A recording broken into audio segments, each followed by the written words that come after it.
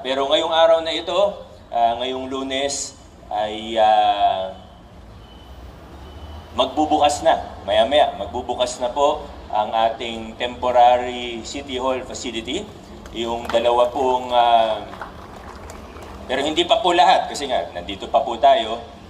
Unti-untiin lang din natin para hindi tayo mabigla. Ang mauuna po, ang dalawa kasama sa mauuna ay ang ating business one-stop shop o ang BOSS po natin at ang mga RPT related, gaya po ng assessment at payment, doon na po gagawin.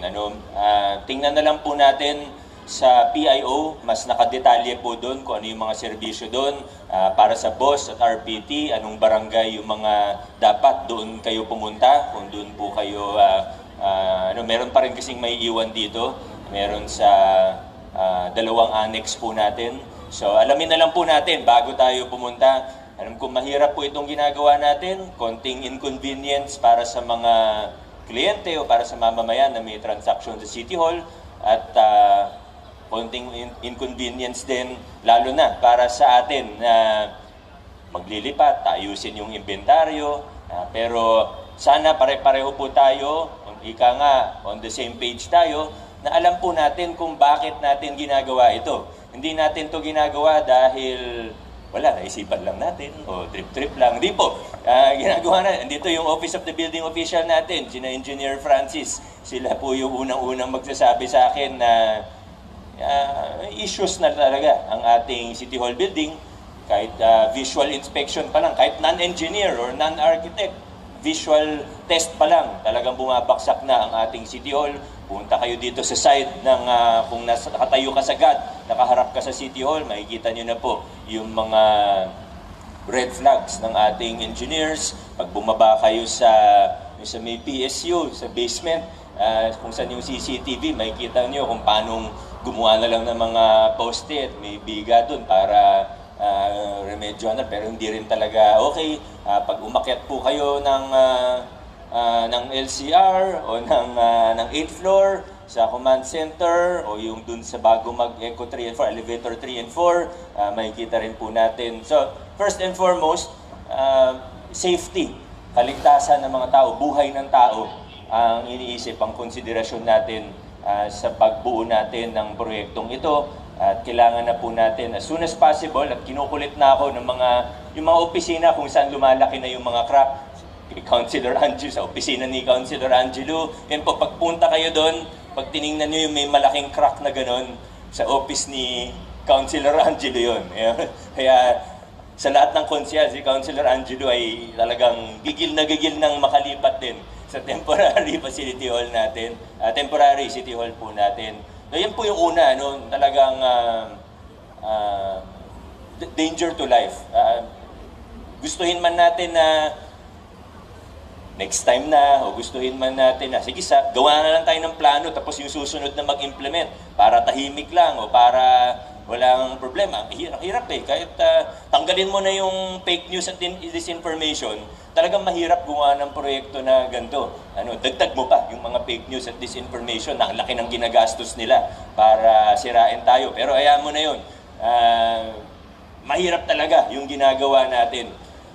Pero yan po, buhay ang pinag-uusapan natin dito.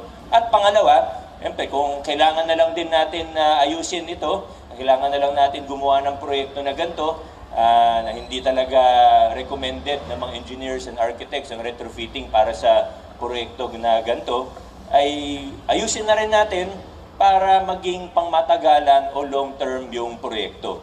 Ang tanawin po natin, hindi lang yung para bukas o para next week, hindi. Ang tanawin natin ay yung susunod na 100 taon. Kasi minsan ka lang gagawa ng proyekto na ganito kalaki. Ayusin na natin siya na para good for 100 years yung itatayo natin. Huwag tayong masanay sa gawain ng gobyerno na ay para masabing natapos na. Huwag tayong masanay sa gawain ng gobyerno na para lang masabi na okay na yan, pwede na yan. Huwag tayong masanay sa ganun. Ayusin natin. Kasi bira na lang, isang beses lang sa mga buhay natin gagawin to. Ayusin na po natin para maayos yung espasyo. From 28,000 square meters of office space, magiging 40,000 square meters of office space ang ating City Hall. Ayusin po natin para walang dead space. At ang isa sa pinaka-importante po ay tinitingnan din natin ang long-term economic value at ang local economy and local economic stimulation na mangyayari dahil sa proyekto natin. Yung land value dito tataas. Ang daming area dito. Mag-ikot lang kayo sa City Hall. Ang daming area na patay. Kahit sa loob ng building. Ang daming area na hindi na maximize. Parang maze nga sa loob. Punta kayo ng 6th floor, papunta ng PIO. Kita mo, parang, ano ba to? Ba't ganito? Ang daming sayang na area. Kahit sa likod ng kahit sa area ng Pika daw natin, at yung area doon sa may compound ng BIR, talagang sayang yung espasyo natin. Kailangan ma-maximize natin. At yung mga ibang bonus na lang po yun. Yung magiging open po ito na matatanaw natin hanggang revolving tower. At marami pa pong iba. Talagang pinag-isipan ng husto. Isang proyekto na ang primary consideration is life, buhay ng tao. Pero isipin na rin natin yung long-term economic value, long-term local economic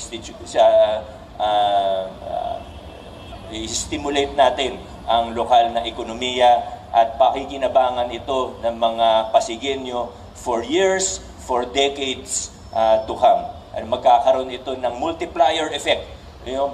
Mag-i-invest tayo dito, pero sa totoo, galing lang naman sa savings yung pondo natin dito. Walang maapektuhan na programs, projects, and activities. Pero yung multiplier effect nito for decades to come, masasabi po talaga na makikita natin after 1 decade, after 2 decades, makikita po talaga natin na tama yung ginawa natin at maganda yung naging proyekto natin. Kaya muli po, maraming salamat sa mga opisina natin na konting sakripisyo ngayon at magbubunga naman po ang lahat ng pinaghihirapan natin ngayon sooner rather than later. Magugulat na lang tayo. Ganito pala kaganda yung proyekto natin.